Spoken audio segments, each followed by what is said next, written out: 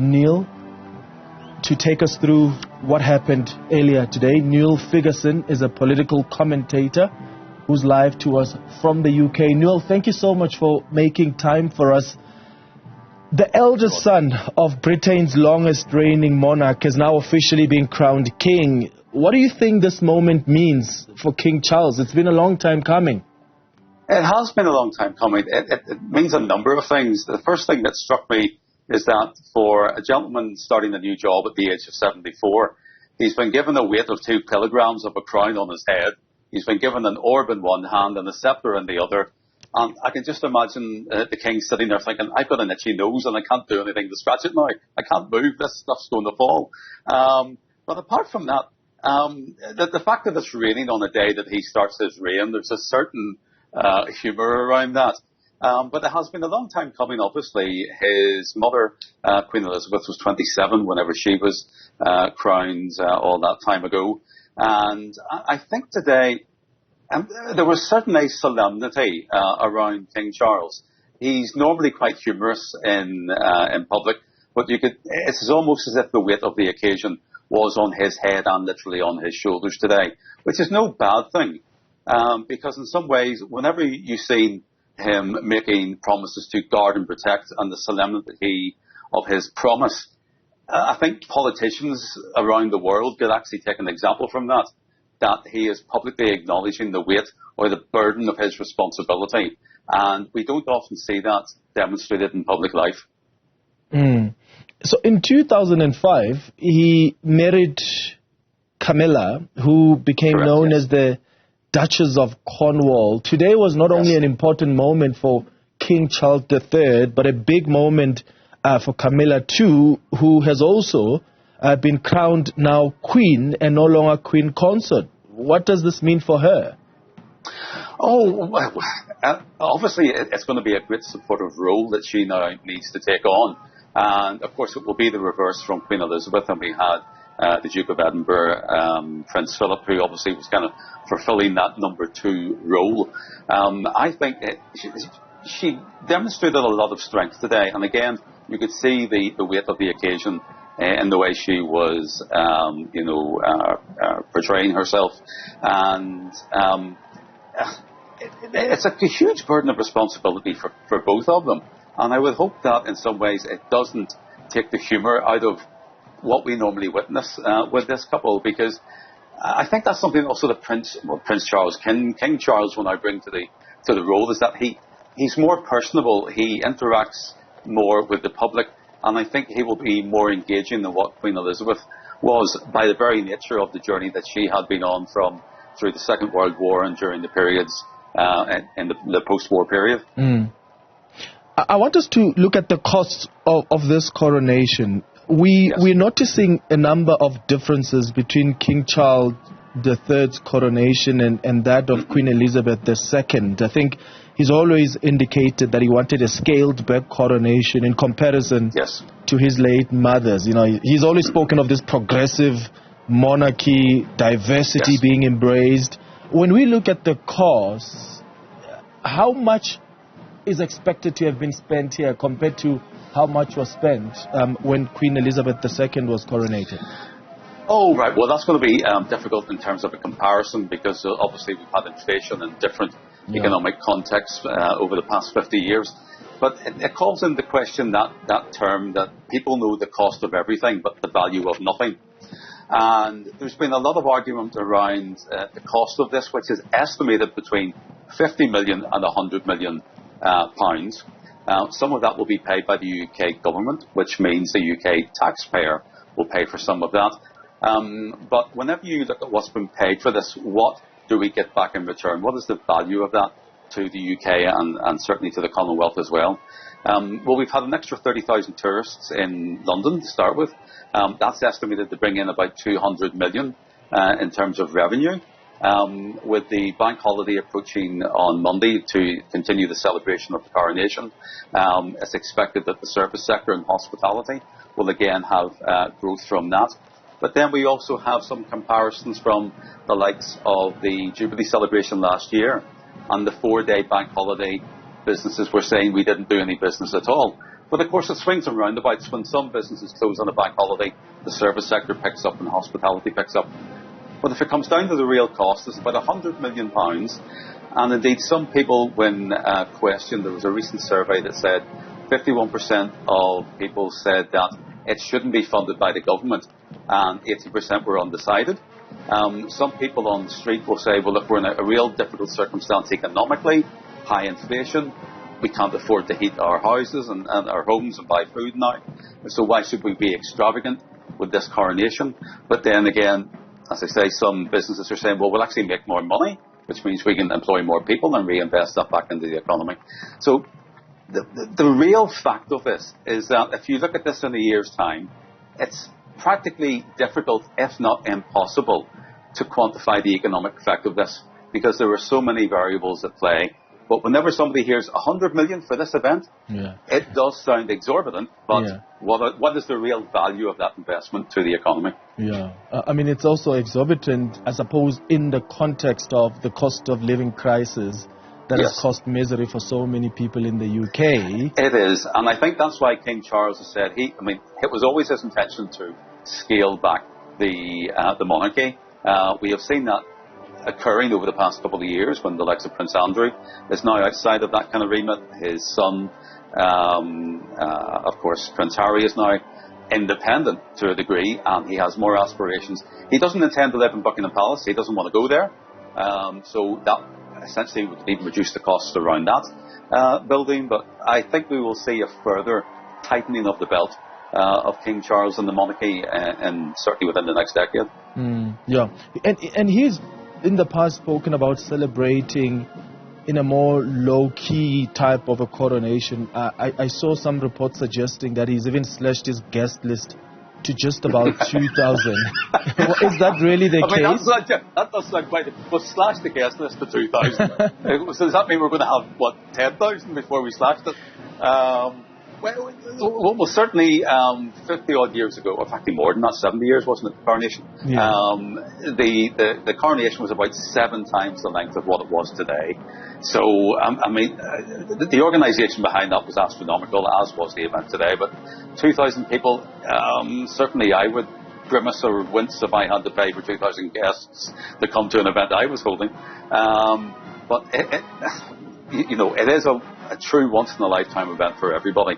But it's not just the guests, but then you look at the military aspects and the fly-pasts and the service contribution. You can see where the costs come on board, because obviously all of those personnel and the aircraft and so forth and the ancillary services, it's going to require some investment.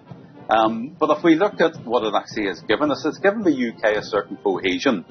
After 12 months of having had, practically 4 prime ministers, whenever in the past week we have had an election where the Conservatives have lost a majority of their council seats, if anything, it's something that we can look at and go, you know what, life is, topsy-turvy, but at least we can gather around something and go, that wasn't a bad day. And it's something that we can all kind of benefit from indirectly, as opposed to the political arguments that always seem to, precede and occur post these types of events. Yeah, and speaking of political arguments, that's something that also sometimes occupies the narrative, public narrative of Britons. I see now on our screens we're watching this Diamond Jubilee state coach as it makes its way from Westminster Abbey to Buckingham Palace. And there are some hundreds of Britons who are lining up and waving at the King and the Queen. You spoke earlier about this poll that was done that revealed 51% of Britons do not think the coronation should be funded by taxpayers. But generally and broadly speaking, what do Britons today think of this concept of the monarchy? Well, there are certain groups who would say King Charles is not our king. In fact, there was a group who were arrested this morning at Trafalgar Square who had turned up to protest, and they were all immediately arrested. There's been new legislation passed in fact in the past week that says that people cannot now congregate with an intention to chain themselves to railings or strap themselves to public buildings and vehicles, etc. So that was put in place to facilitate people who would cause a real disruption. It's not a case of they can't protest. Yes, they can protest. Some people will say, he's not my king. But then again, some people could say, well, the Prime Minister isn't my Prime Minister. And while the state and the monarchy were separated a few centuries ago, there is kind of obviously the link between the two of them. We don't select a king or a queen, it's by succession. But in some ways, it's open for argument. And this is the thing, and it's one of the benefits of the society that we live in, is that we can have this debate. Is the monarchy relevant from this point on, or is it not? We can look at other monarchs around Europe, for instance, in Holland, and you also have in Monaco, where there are slimmed down monarchies. So I think that to try and not quell that argument, but to certainly demonstrate that the monarchy is listening, they will be trimming back in terms of the degree of facilities that they have, the number of members of the royal family. But whenever you look at, what is the worth of the monarchy, some people would think it is astronomical. They practically own the world. But if you actually go into the finances, while it draws money from the state, it isn't a huge wealth. It is all owned by the public, essentially. So the palace and, all of the artworks, they all will refer or be transferred to the government and to ordinary people. But if you look at the likes of the Elon Musks of the world and the billionaires, they have much more money than the likes of the monarchy. But there is always this perception that just because there's gold on the outside, that everything in the inside is covered in gold, and that's not necessarily the case. Yeah, and the critics perhaps of the monarchy may argue that, well, if you look at those billionaires you mentioned, they've sort of like worked for that money. So that's a very valid argument. And it's one of the arguments that I've actually had with a few colleagues over the past week, is that, is it right that we should have a succession? And you could say, well, look, it's nepotism. It's somebody has got a job as a consequence of who their father or mother was. Yeah. And if that happens in an ordinary company, it's a case, well, that's just not on. That shouldn't happen. And, with family businesses, the argument is, well, they have worked for it. Yeah. It's a sensitive argument. I'm not going to get into it today because I'm not that close to it, but I can certainly look at the analysis and say, well, these are the views which are coming out in the public. Yeah, and speaking of the views in the public, what we saw today, for people who do subscribe to and respect the monarchy, this was quite an important service for them. And then there's going to be a lot of debate about how this coronation was conducted. There was you could argue, and I'm interested in your thoughts here, some even cultural diversity in how this coronation was conducted. Was that more deliberate from King Charles? It absolutely was. Several years ago, King Charles, when he was the Prince of Wales, made an intention that he wanted to be a defender of all faiths. And normally the coronation wordage is that I will be the protector of faith. And he has deliberately included all faiths. And that's one thing that jumped out at me looking at the congregation in Westminster Abbey, is that it was almost a microcosm of the entire planet. There were so many, of the 2,000 guests, 200 countries were represented there, which is quite extraordinary. That's actually better representation than the United Nations, which I think has 193 countries. And he, certainly in terms of the religious contribution and the belief contribution, we had Hindu, Sikh, Islam, Christianity, he is trying to be as inclusive as possible. And I think that's a really good thing, because we always seem to be pointing the finger at each other these days and going, well, you're different to me and you're different than them. Yeah. King Charles is trying to say, we may be all different, but we're all in this together.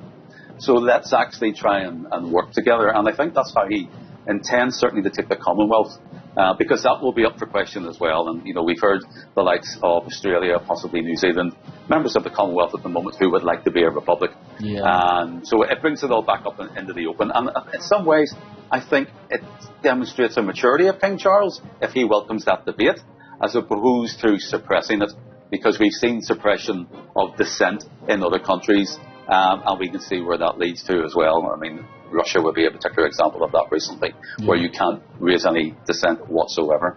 So we can be critical of the monarchy, but then we have to be accepting and compliment them that they are at least open for the debate and the discussion, because through dialogue we actually make progress. What are some of the critics of the monarchy saying about, or do you think they will say about what was represented during that coronation? I mean, the people who you've spoken now about, some of the Commonwealth countries who want to be independent, you know, they will argue what we saw today was the colonial past in full display. Yes. When you look at the crown jewels that are used, they are from these British empires. I mean, the biggest diamond in history is from South Africa, and that's the one that was set in the royal spectre that King Charles the Third was holding at this coronation. We used to call it as the Star of Africa, and I imagine the conversation will be, but if you're so serious about diversity, you're so serious about representing and acknowledging the decision by some of these Commonwealth countries to be independent, at the very least, let's have a conversation about some of the products you have that are so dear to the Commonwealth countries that probably it's right about time for them to be returned. Absolutely right.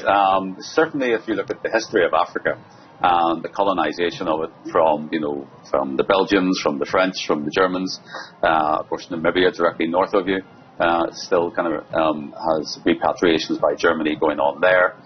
Where I'm based in Belfast, of course, Northern Ireland, and Ireland is probably the closest colony, let's say, of England as such. So it's obviously the way that all of the, let's say, the countries were claimed by England way back centuries ago are certainly questionable. I think that over the past number of centuries we have moved to be a much better dialogue, but that's not to say that we should necessarily stay within a Commonwealth, because some people argue, well, there is no Commonwealth, it's all centred around the monarchy. So where is the commonality in that wealth? So if we start to see some level of dialogue, some level of understanding that people would at least like to see things returned to the country that was, taken from them in the first place, that would demonstrate some kind of repatriation. There were some of the artifacts, I think, were actually, if I recall, have been brought from the Commonwealth to London for the coronation and will be returned, but I can't remember exactly what those artifacts are. And that could maybe be one of the options. If the crown represents the Commonwealth, then don't just put it in, the Tower of London, and don't take it out again for another coronation. But actually, let's share it around the Commonwealth. Let's have museums in the Commonwealth to show shared wealth. So, say, somebody from South Africa could be sent to, India. Something from India could be sent to Africa. So we all have an understanding of how we're all contributing to the Commonwealth. So let's make it common to everybody. Let's see it. And don't just stash it away in the Tower of London. So that could be a possibility, actually sharing it around. And it's like, it makes it much more inclusive than, well, you're part of the Commonwealth because we have everything here that we took from you. But there are a number of options that could be explored, and let's see if there's maturity to actually do that. Yeah, and is there environment for that open, honest conversation as well? Noel, thank you so much for making time for us, man. Noel Ferguson is a political commentator live to us from the UK.